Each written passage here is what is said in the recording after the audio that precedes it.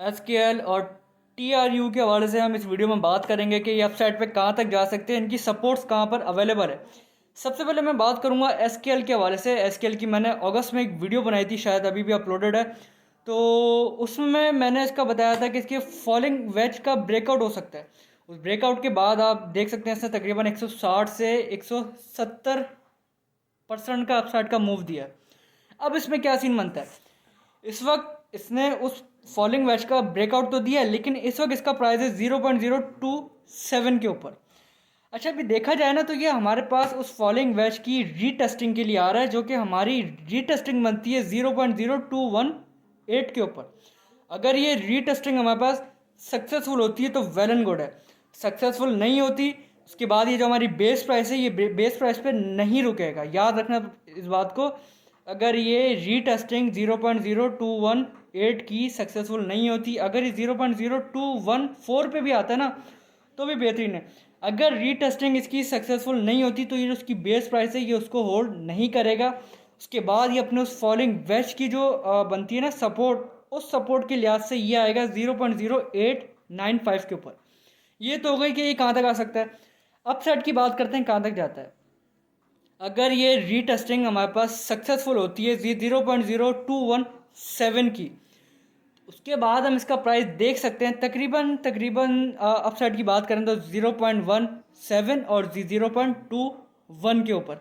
अच्छा, आप लोग जो जो मुझे बताते हैं ना कॉइन के, इस कॉइन की अपडेट दे दें, इस कॉइन की अगर आपने इस कॉइन में अपनी बाइंग की हुई है तो मुझे उस बाइंग एरियाज आप अगर मुझे बताया करें तो वो बेहतरीन हो जाएगा। मैं उस हवाले से एक अच्छी एडवाइस दे पाऊँगा। अपसाइड का मैंने आपको बता दिया कि SQL अगर यहाँ से उठता है, जो कि मेरे ख्याल से उठना चाहिए। अगर इसके मैं फंडामेंटल की बात करूँ तो अच्छे ही हैं, कोई इतने ख़ास भी नहीं है लेकिन बेहतर हैं। तो 0.17 से लेके 0.21 के ऊपर ये जा सकता है। अच्छा, अब अगर मैं बात करूँ TRU के हवाले से, देखो TRU ना हमारे पास एक फॉलिंग वेज का उसने भी बनाया हुआ है, उसमें भी फॉलिंग वेज का जो पैटर्न है फॉर्म हुआ है।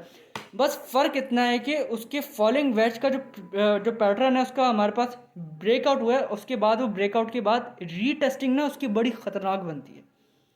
TRU की रीटेस्टिंग हमारे पास बहुत ख़तरनाक बनती है। उसका जो पैटर्न है उसकी हमारे पास रीटेस्टिंग हो तो गई है, नहीं हुई, सॉरी माजरत, उसकी हमारी रीटेस्टिंग नहीं हुई है।